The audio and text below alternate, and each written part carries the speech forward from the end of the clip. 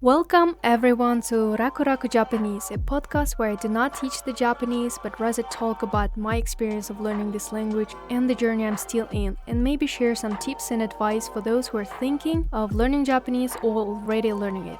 I am your host, Aidana Hasanova.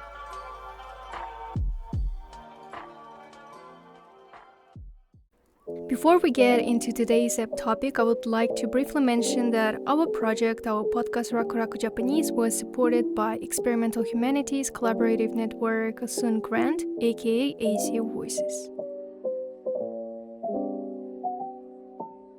Hi everyone, welcome to another episode of our podcast. Today, let's try to answer one important question, which you as a person who is studying Japanese as a foreign language should learn first, like kanji first or directly vocabulary, the words themselves. The disclaimer is that there is no clear answer or absolute answer, as it depends on a lot of factors and as there are many different approaches and views on this debate.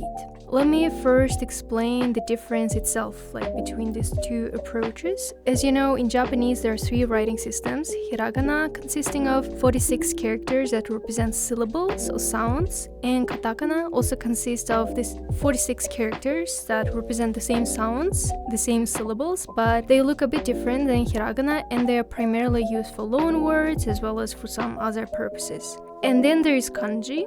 Kanjis are characters that represent meaning or concept. A single kanji can have different meanings and pronunciation, and it all depends on where that kanji appears. I know kanji is so intimidating to many Japanese language learners. The reason is that's because there are so many kanji out there, and because some of them really look alike, and it starts to get confusing to memorize them or to differentiate them when you see them together.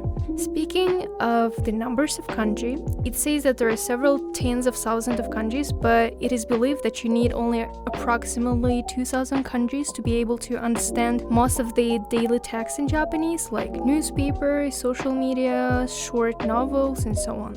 Currently, there is actually an official set of 2,136 kanji characters. They are called Jōyō kanji, common use kanji that the Japanese government recognizes as characters that are necessary for daily communication. So some Japanese language learners take this list of common use kanji, or as an alternative they can use the list of kanji divided into each level of JLPT exam and then learn them one by one. First they learn the way to write this particular kanji, its pronunciation, most of the time several ways of pronouncing it, meaning or meanings, and possibly examples of words where this kanji is used. They do it for each kanji starting from the easiest and most frequent ones to more and more advanced ones. On contrary, there are those learners who learn vocabulary or words directly. For example, when they are reading a text in Japanese or listening to Japanese speech, they encounter some unknown word and try to learn it. For example, they learn the word gakusei, which consists of two kanji characters. So instead of learning individual kanji, they learn the whole word directly. And in the process, when they learn more and more such kind of words, they also get to know the meaning of a certain kanji character because they see that there is some connection between the words where that kanji appears. And personally, I prefer the second approach.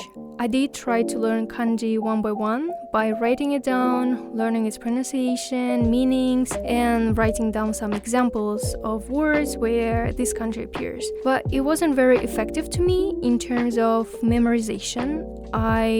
After doing some practice, I realized that I better memorize kanji when they appear in a word or in a phrase or several words. So this is why I decided to focus on vocabulary through contextual learning. It is also a topic that I explore in the second episode of our podcast. But I do recognize that there are still some clear advantages of the first approach. So now I would like to discuss some pros and cons of each of these two approaches. Okay, first, kanji.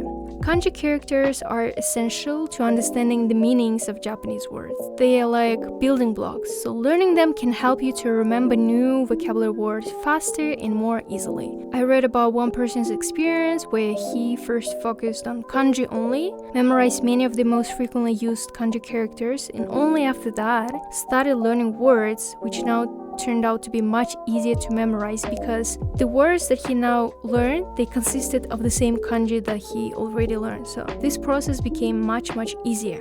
But the thing is, it takes time. It takes a lot of time to memorize all these characters, like 1,000 to 2,000 characters. But after you're done with it, it becomes much easier to learn new vocabulary. But overall, yeah, it might be very time consuming. Another advantage of learning kanji in detail is I think it can especially help you to read and write in Japanese. There are people who are good at speaking and listening, but when it comes to reading text in Japanese, they might not be real good at it because of the many kanji characters that appear there that are unknown to this person. But learning kanji characters in isolation can be less effective than learning them in the context of Japanese words and phrases, as you might not fully understand how they are used in practice. But on contrary, when you're learning Japanese vocabulary directly, it can be I think more practical and relevant to your everyday life than learning individual kanji characters, as you will be able to use them immediately when you talk with other people, when you write something, and so on. Finally, it might depend on individuals, but personally for me, learning kanji when it already appears in a word is somehow easier than learning individual kanjis and memorize their several pronunciations and meanings at the same time. And lastly, of course, it is also possible to use both of these approaches at the same time. For example, each day you'll learn 10 kanjis, for example 15 or at least 5 every day from this Jōyō kanji, and then you also acquire vocabulary through input and also try to memorize them. So it is perfectly possible to combine both of these approaches together. So overall, this is it for today's episode of Raku Raku Japanese. Thank you for listening to this episode and stay tuned for the next one.